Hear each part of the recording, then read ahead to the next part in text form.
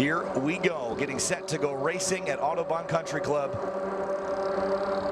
Bryce Mersberger and Jalen Batley, one more battle. Green flag, and we're underway. And storming towards one. Look at Max Kraus with the 3:14, putting pressure on the race leader. And on the outside is the 256 of Matthew Novak. He was 3 wide for a moment here, and Grimm tried to find a way through, but could not as they hustle their way through turn 2 and into turn 3. It's the 114 of Mersberger out in front. Mersberger's going to try to run away with it and build a gap as quick as he can, but already Batley has been able to break away from Kraus behind as well. And there's Ayrton Grimm in the number 121 up the inside of Matthew Novak, or at least trying to get there as well. So remember that Ayler and Billingsley, whichever one of those drivers finishes ahead of the other, will grab that podium, provided that there's no funny business as far as where they finish. I imagine they'll be inside that top 5 as they are right now. But Jalen Batley trying to keep Mersberger honest on the far side of the racetrack there. About 10 car lengths between them as they head to turn 8. Yeah, Batley's going to have to try to do everything he can to try to mitigate that gap. It's already grown to about 5 rush lengths or so coming out of turn 10. Americans use anything but the metric system, Dana. Yep. Rush lengths. I almost said car lengths, but that doesn't work. Yeah, correct. Up the backstretch and into turn 11. Batley's been so much deeper on the binders down here. Trusts his car maybe a hair more on the brakes, but has been unable to hold the lead over Mersberger for more than just a couple of minutes. Completing the first lap here. And again, those weekend points that we talked about,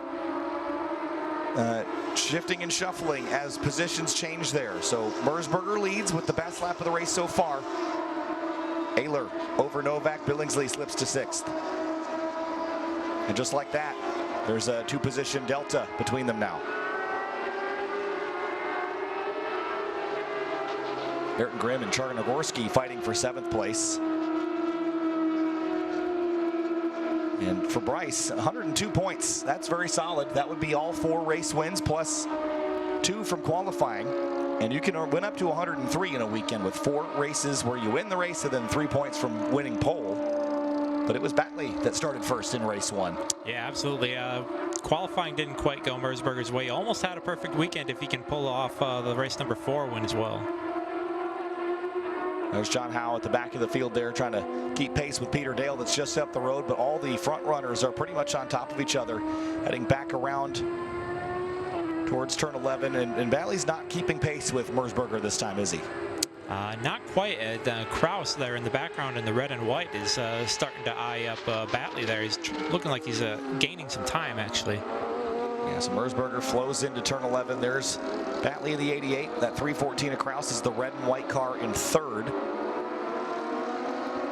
So impressed with Bryce this weekend and his consistency and his patience. And anytime he lost the lead to Batley, he just throttled up and dug deeper and found a little extra cornering speed to get back around him. Yeah, actually 2 different moments in 2 different races. It was a little over-under action from Mersberger that was able to retain the lead. Look how comfortable he looks, just carving the apexes here.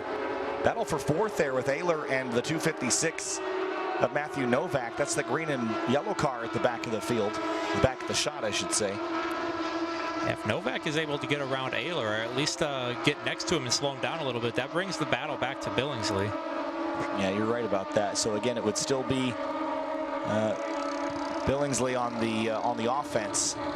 But if they swap positions and Novak passes Ayler, it'll only be 1 point between Ayler and Billingsley for that weekend title.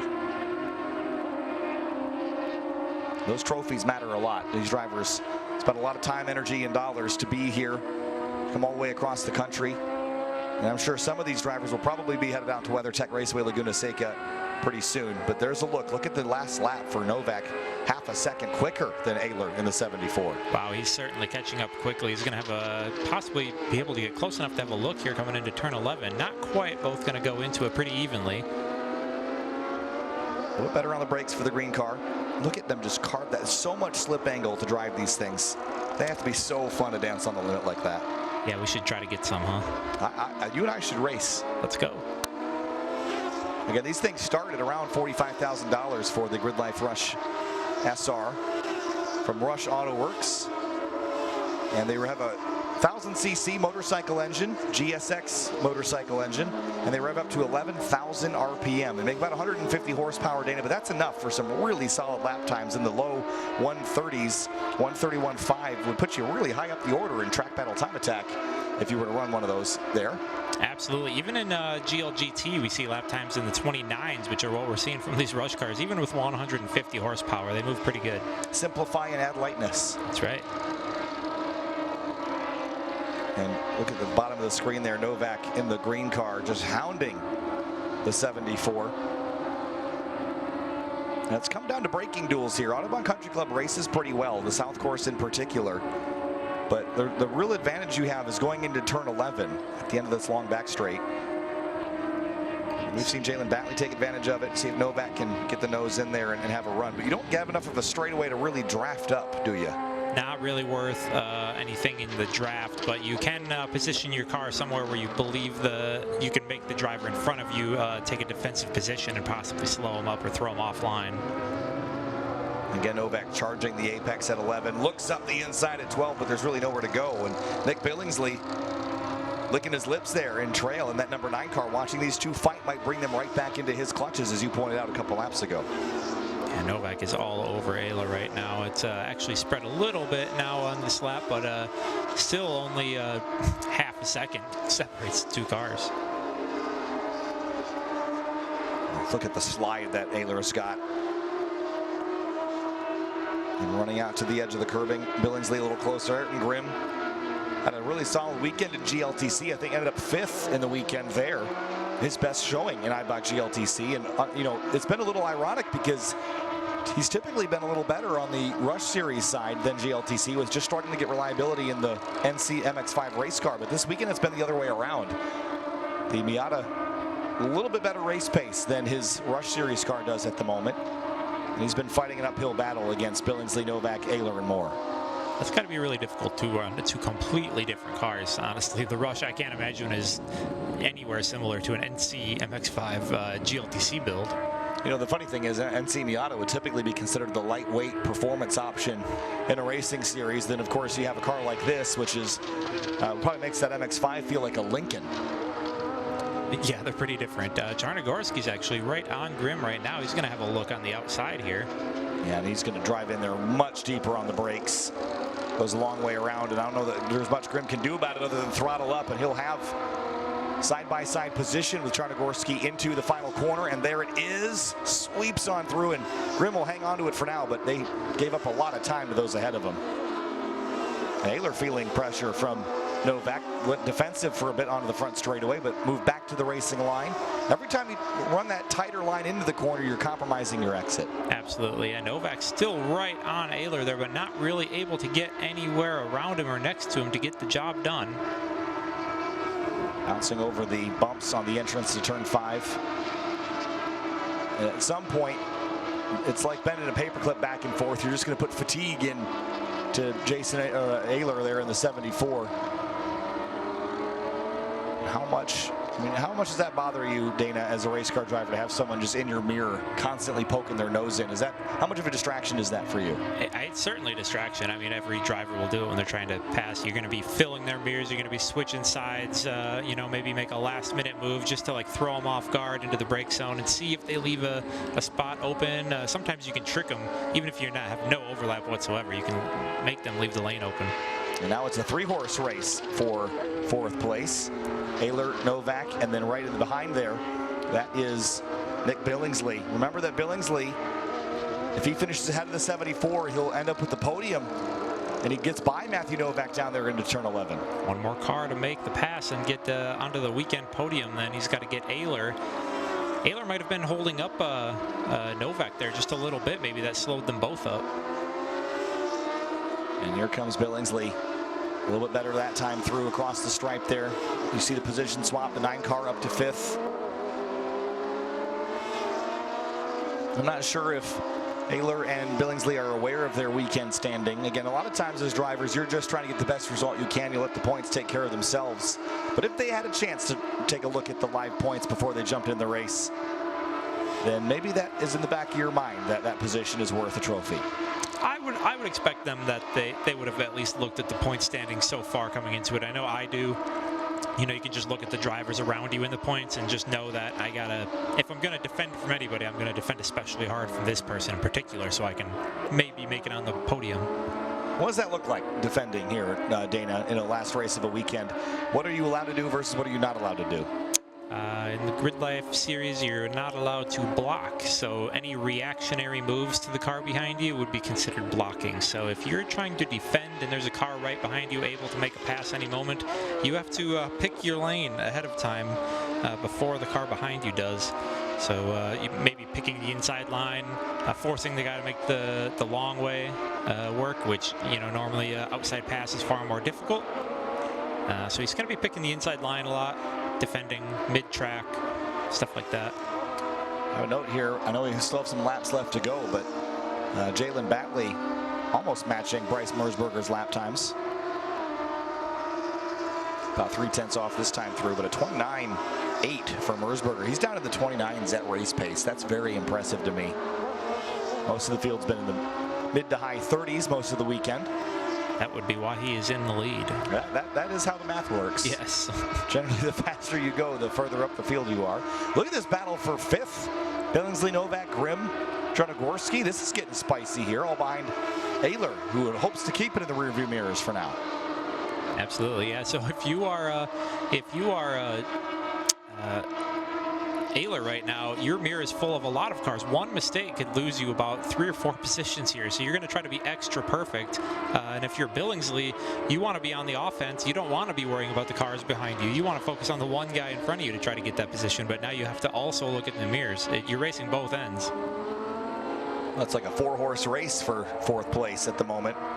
All the while, Mersberger continues to dispatch Jalen Batley. Hear the splitter dragging on the ground there. Must have that thing low to the ground. Tire pressure's pretty low. Sometimes you'll scrape splitters and under trays and things when the tires are low pressure at the start of the event. And as the race goes on, you'll build heat, build pressure, and there's that gap between Ayler and Billingsley. 1 point between them. I don't think we've had any position swaps as of late, but if we see any on the last lap, that will change the trophy earners if Ayler and Billingsley swap positions. Absolutely. There's Mersberger running away with it with almost a 4-second gap right now. At this point, Batley is closer to Kraus, falling in behind Kraus than he is to catching Mersberger with about 2 minutes left. Yeah, look, there's a look there. 0.454 between their times last time around. Mersberger again incredibly consistent in the 129.8 range, and Batley at the 130.3. And now the 74, maybe a little bit of pressure from Mick Billingsley and no longer from Matthew Novak. So separate the Gazelle from the rest of the herd here, Dana, and get ready to pounce and take a bite. Yeah, absolutely. Novak actually has cooled off a little bit from being able to make a move on Billingsley. So Billingsley's able to focus ahead, try to run down Ayler just a little bit more without worrying about defending at all. So Mersberger puts John Howell lap down. And they should be coming to the white flag this time through, I would imagine. The lap traffic of Dan Howe could make a very interesting scenario depending on where they catch him, if that battle for 5th catches him. Yeah. So through the woods here on the backside of the course, Bryce Mersberger with 55 seconds left in the race comes out of the final corner. And I do not see a white flag this time, so they'll get 2 laps to go.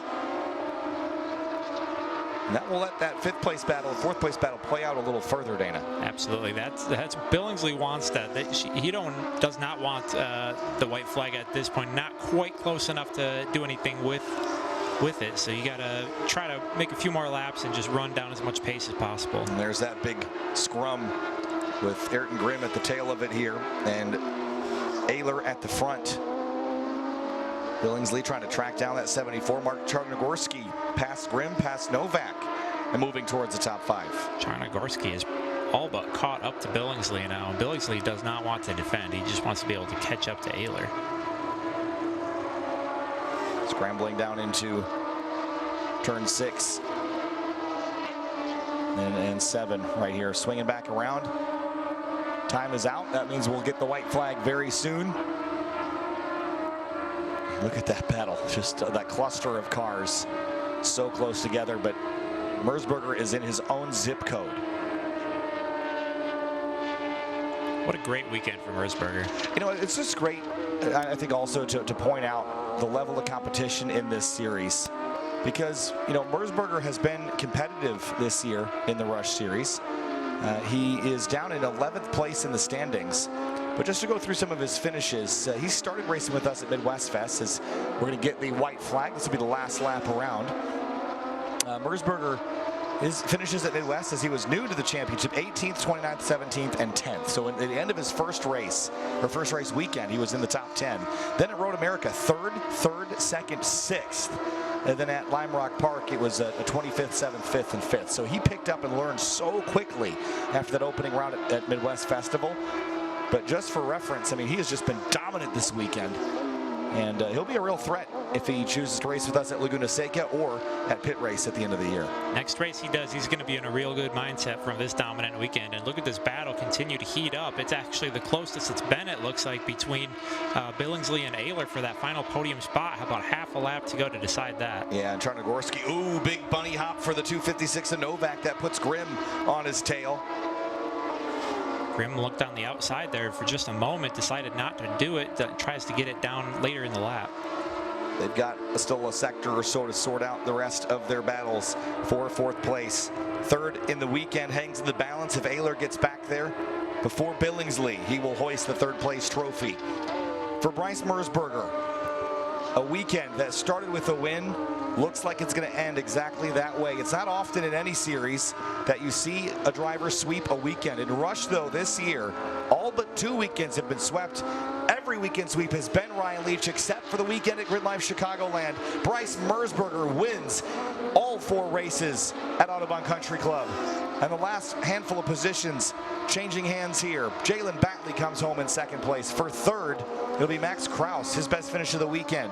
And for 4th place, Ayler's going to hang on to it, and with 61 points, 1 over Nick Billingsley, will earn the weekend podium. Wow. By 1 point. Fantastic. I think Grimm got a spot there on the last lap as well. I don't know that it changed points for the weekend.